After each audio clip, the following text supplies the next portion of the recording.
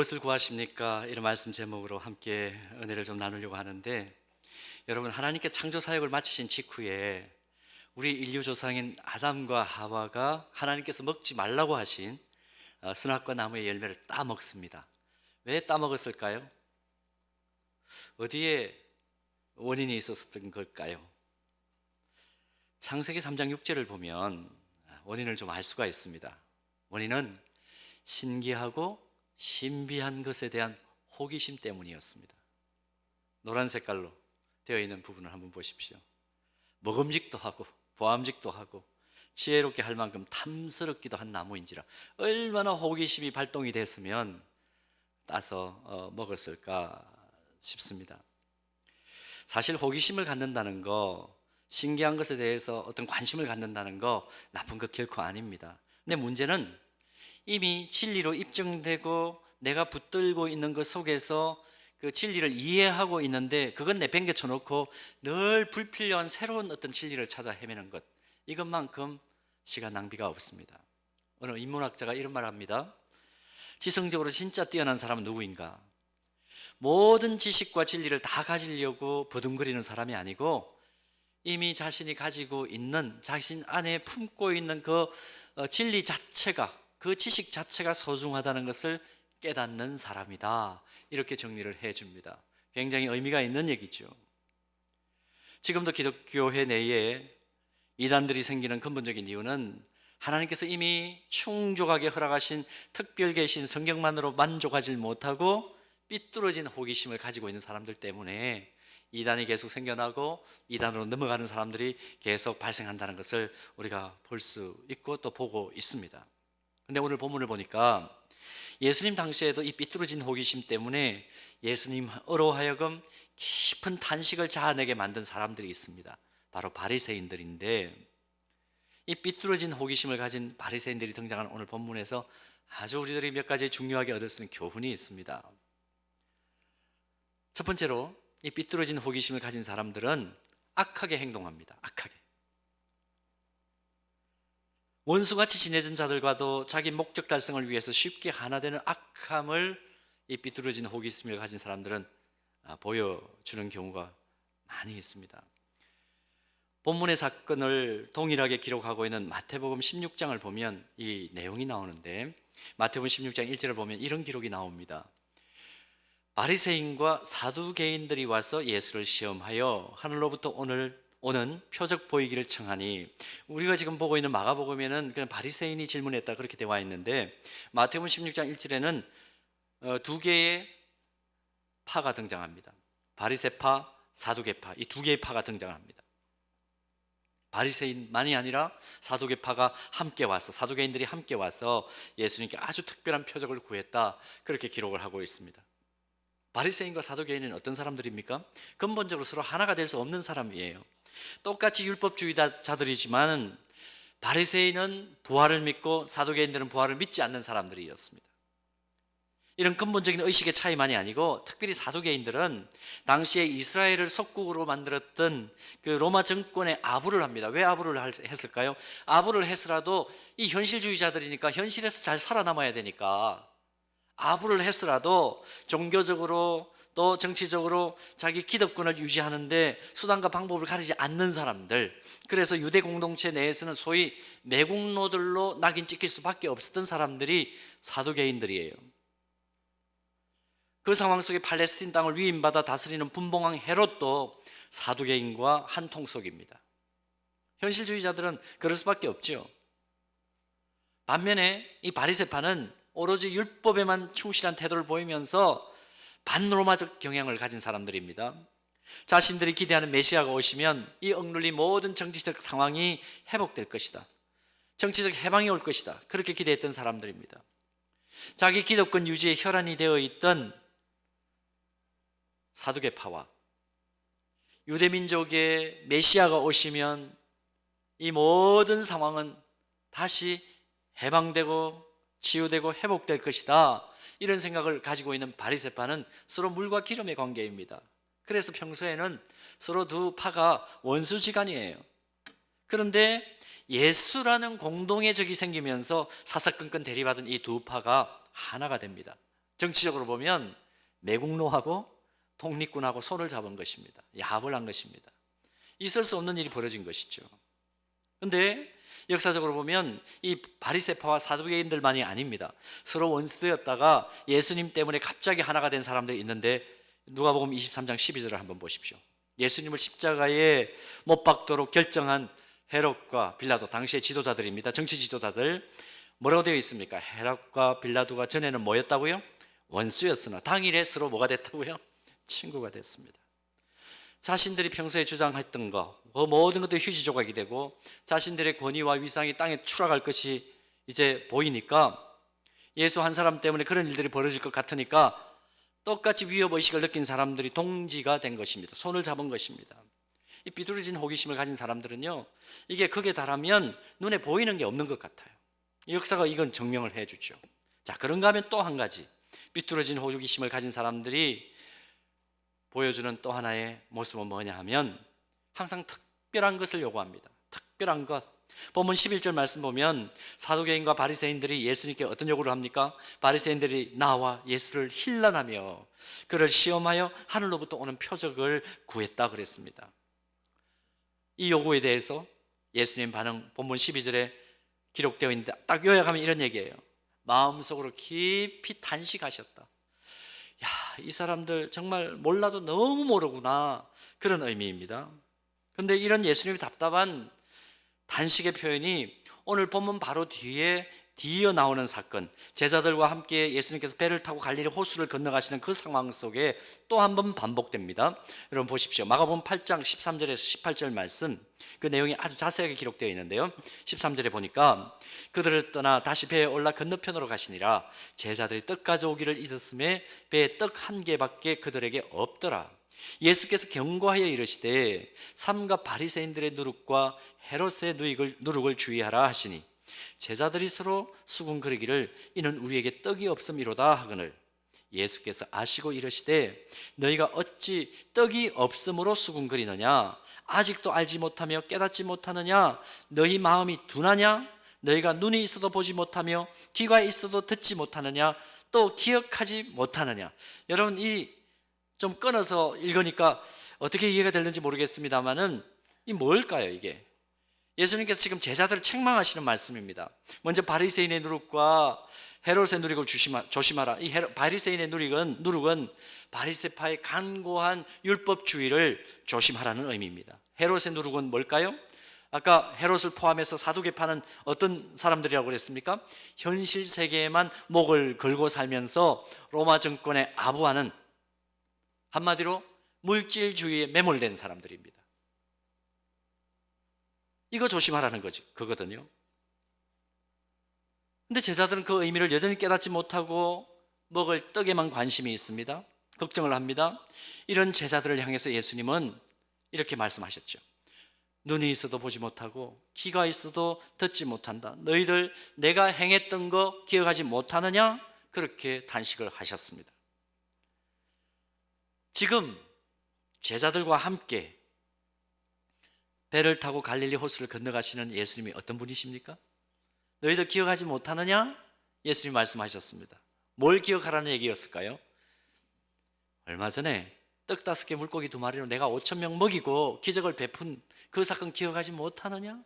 또 우리가 11절부터 오늘 본문을 읽었습니다마는 마가복음 8장 1절에서 10절 보면 이 11절 사건이 일어나기 직전에, 또 갈릴리로 건너가는 그 사건이 일어나기 직전에 무슨 사건이 있었나요? 보리떡 7개, 물고기 2마리 가지고 몇천 명 먹이셨다고요? 장정만 4,000명을 먹이시고 7광주리를 남기는 그런 기적을 베푼 나를 잊지 못하느냐? 내가 누구인지 너희들 아직도 모르느냐? 기적을 계속해서 보았던 제자들인데 여전히 그런데 깨닫지를 못하는 겁니다. 그러니까 예수님께서 이들을 향해서 너희들 몰라도 너무 모른다. 진리를 몰라도 너무 모른다. 진리가 이미 너희들 안에 있는데 몰라도 너무 모른다. 그 말씀을 하시는 거예요. 여러분, 예수님의 표정이 상상이 가시나요? 벽을 앞에 두고 말씀하시는 것 같겠죠. 전혀 깨닫지 못하는 이들을 도대체 어찌할꼬, 그런 표정으로 말씀하셨을 것으로 짐작이 됩니다. 저도 목회자로서 아무래도 말씀을 가르치는 입장에 서 있지 않습니까? 간혹 아무리 가르쳐도 진리를 깨닫지 못하는 분을 만날 때가 있어요. 아무리 설명을 해도 이해를 못하고 고개를 절레절레 흔드는 분들을 만날 때가 있습니다. 진정성을 가지고 다가서는데도 시간이 꽤 지났는데도 불구하고 계속 믿지 못하고 깨닫지 못한 상태에서 그냥 자기 수준에 머물러 있는 분들을 만날 때 어떤 표정을 제가 지을지 여러분 상상을 해보십시오. 삐뚤어진 호기심, 그것 때문에 오늘 우리가 본문에서 뭘 봅니까? 악하기도 하고 미련하기도 한 사람들을 봅니다. 오늘 본문을 묵상하면서 우리가 신앙생활하는 가운데 반드시 깨달아야 될 중요한 사실 오늘 한 가지 붙들었으면 좋겠습니다. 뭐냐? 우리는 우리의 지금 겪어내고 있는 일상이 특별하다는 것을 늘 각성하고 살아야 할 하나님의 사람입니다. 일상이 특별합니다. 우리가 지금 겪어나가는 일상 자체가 특별한 거예요. 평범한 일상이 사실 특별하다 그 말이죠. 우리가 일상에서 경험하는 모든 것은 모두 특별한 준비 과정을 통과해서 내 앞에 나타난 것이기 때문에 평범한 그 일상은 그 자체가 특별한 것으로 이해되고 그 특별한 것을 볼 수 있는 영안이 활짝 열려 있을 때 우리는 제대로 신앙생활을 하는 것입니다. 오늘 본문을 다시 보면 지금 사두개인과 바리새인 예수님에게 뭔가 더 특별한 것을 보여달라고 요구하고 있죠. 그런데 예수님의 대답은 지금 내가 너희들과 함께 하고 있는 이것 자체가 특별한 것이다. 그 대답을 지금 하고 계신 거예요. 갈릴리 바다 위를 배를 타고 함께 건너가는 제자들에게도 떡이 한 조각밖에 없네, 빵이 하나밖에 없네, 이거 어떡하지? 걱정하는 그들에게도 예수님은 똑같은 의도로 말씀하는 거예요. 이미 배에 타고 있는 내가 특별한데 너희들 뭘 더 찾니? 그 말씀을 지금 하고 계시는 거예요. 그리스도를 나의 주 나의 하나님으로 고백하는 우리들, 이미 우리 마음속에는 오늘 누가 임마누엘로 임재하고 계십니까? 하나님께서 임재하고 계세요. 성령 하나님 임재하고 계세요. 성령 하나님께서 우리 안에 거하고 계세요. 예수님께서 보혜사로 우리에게 보내주시겠다고 하셨던 그 성령님께서 우리 안에 내주하고 계세요. 이미 우리는 특별한 삼위일체 하나님을 임마누엘로 경험하고 있는데 다른 데서 또 특별한 것을 삐뚤어진 호기심을 가지고 찾는 것, 그것은 성숙한 신앙이 아니다. 그 사실을 오늘 이 본문을 통해서 깨닫는 것입니다. 일찍이 사도 바울은 자신에게 주어진 이 임마누엘로 함께 하시는 삼위일체 하나님의 임재하심을, 그 영적인 진리를 정확하게 깨닫고 고린도후서 4장 7절에서 이렇게 그 상황을 설명을 합니다. 우리 다 아는 말씀이니까 한번 같이 암송할까요? 우리가 이 보배를 질그릇에 가졌으니 이는 심히 큰 능력은 우리에게 있지 아니함을 알게 하려 함이라. 심히 큰 능력, 말로는 표현하지 못하는, 인간의 언어로는 형용하지 못하는 능력이신 하나님을 질그릇 같은 우리 안에 우리는 이미 담고 있다, 그 말씀이죠. 가장 독특하고 특별한 보배이신 예수 그리스도를 구주로 영접한 그리스도인의 삶은 그러므로 그와 함께 걸어가는 삶이기 때문에 일상 자체가 어떻다는 겁니까? 항상 특별한 삶이다. 그러므로 이상한 거, 사람들이 신기하다고 말하는 거, 나는 이런 신비한 거 체험했는데 너는 그런 신비한 거 체험 못했으니까 은혜 없는 사람이야, 그런 얘기 듣지 말라는 겁니다. 그런 유치한 얘기 듣지 말라는 겁니다. 여러분, 그런 의미에서 도대체 성숙한 신앙이란 뭘까? 내가 성숙한 신앙을 가졌다, 신앙이 성숙해 간다, 그건 어떤 의미일까? 이 질문을 우리는 던져야 합니다. 성숙한 신앙은요, 특별한 것에서 일반적인 것으로, 기적에서 일상으로 옮겨가면서 일상 속에서 특별한 것을 보는 영적인 안목을 가진 사람, 성숙한 사람입니다. 죽을 듯이 자다가 아침마다 자연스럽게 눈을 뜨고 들숨과 날숨을 하면서 숨을 들이쉬고 내쉬는 그 순간, 하나님 오늘도 나에게 기적을 베풀어 주셨군요 고백하는 사람, 성숙한 사람입니다. 오늘이 또 다른 나의 생일이군요. 하나님께서 내 생명 걷어가지 않으시고 오늘 또 나에게 새로운 날, 새로운 생일을 허락해 주셨네요. 하나님 감사합니다 고백할 수 있는 사람, 영적으로 성숙한 사람입니다. 여러분, 이런 은혜 생활을 하시고 계시나요?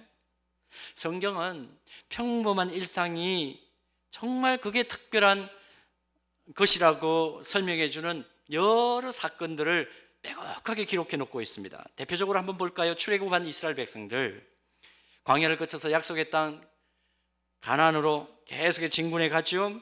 자, 출애굽 이후에 처음 광야에 들어섰을 때 하나님께서 이스라엘 백성들은 어떤 메뉴로 먹이셨나요? 기적의 메뉴였죠. 만나와 메추라기로 먹이십니다. 이유는 농사 지을 상황이 아니기 때문에, 평범하게 살아가는 그 일상 속에서 하나님의 임재하심을 느낄 수 있는 상황이 아니었기 때문에 기적의 메뉴를 주신 거예요. 근데 요단강을 건너서 가나안에 들어서자마자 뭐가 그칩니까? 만나가 그쳐버립니다.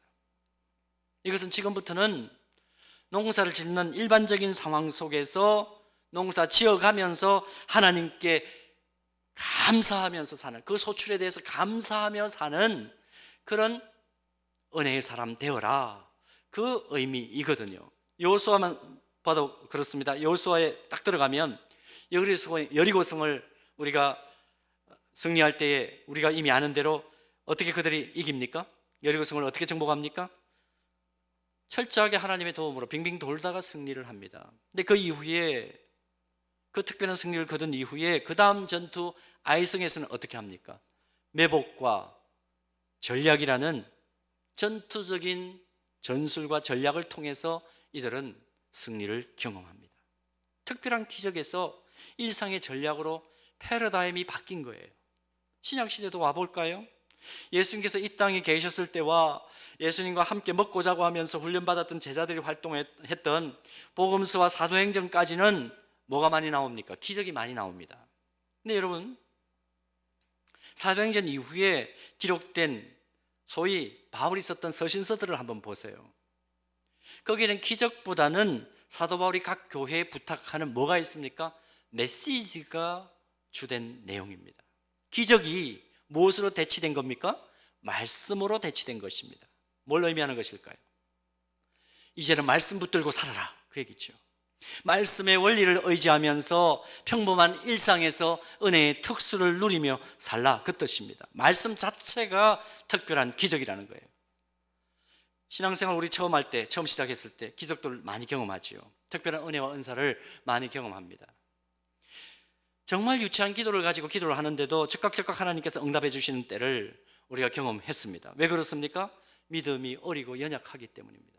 기적을 자꾸 경험하세요? 그럼 나는 아직 어린 게 아닌가라고 생각을 하셔야 돼요. 그게 좋다기보다는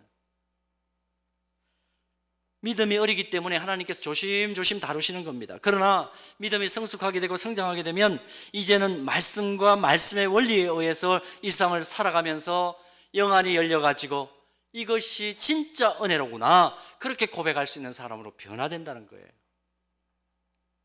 사랑하는 여러분, 서현교회는 반백년의 역사를 훌쩍 넘긴 교회입니다. 우리 안에 뭐가 필요할까요? 우리 안에 뭐가 필요할까요? 말씀의 은혜가 우리 안에 충만할 때 우리 교회는 성숙한 교회입니다. 그런 은혜가 우리 안에 충만한 줄로 믿습니다. 최근에 선교사라고 나가려고 준비하는 한 분을 제가 만났어요.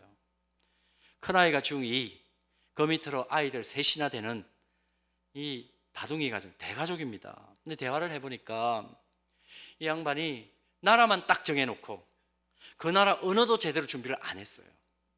선교 훈련도 제대로 안 받았습니다. 그런데 선교사로 가겠대요. 다 내려놓고 간다는 겁니다. 성령께서 자기에게 말씀을 주신대요. 왜 그 사람에게는 말씀하시고 저에게는 말씀을 안 하는지 잘 모르겠습니다. 아찔했습니다. 이미 그 나라에는 파송된 선교사가 너무너무 많아요. 바늘 꽂을 곳이 없을 정도로 선교사님들이 많이 활동하는 나라를, 그 나라를 언어 준비도 안 하고 그냥 가겠대요. 그래서 제가 그랬습니다.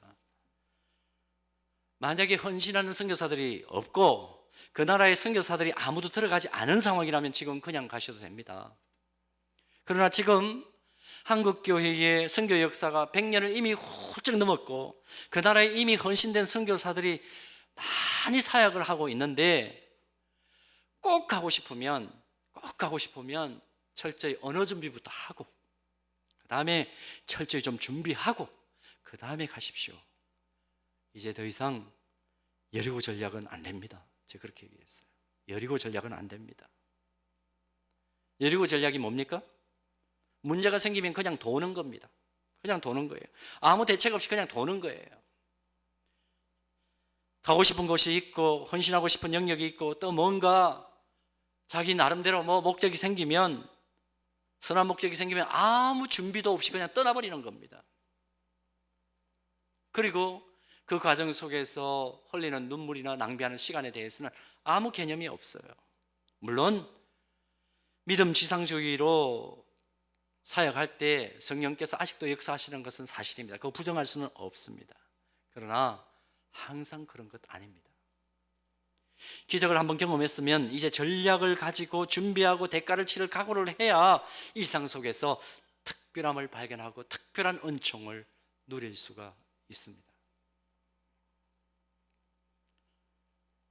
사랑하는 여러분, 지금 이미 주님이 임마누엘로 나와 함께 하시기 때문에 특별한 삶을 살아가고 있는데 여러분 일상 속에서 뭘 구하며 지금 살아가십니까? 뭘 구하세요?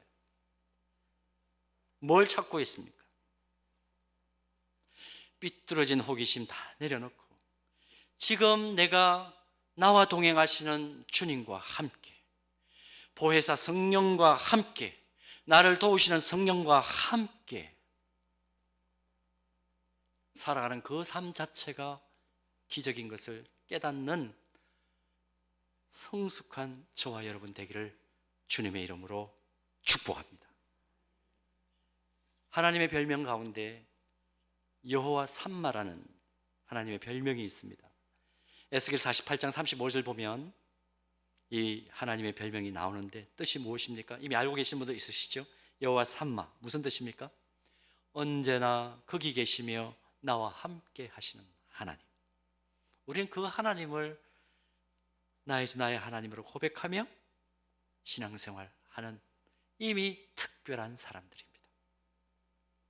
나의 작은 신음에도 즉각 응답하시는 특별하신 하나님의 능력의 장중에 붙들려 사는 인생이 나다. 이 놀라운 자존감을 가지고 이번 한 주간도 승리하는 하나님의 사람들 되기를 주님의 이름으로 축복합니다.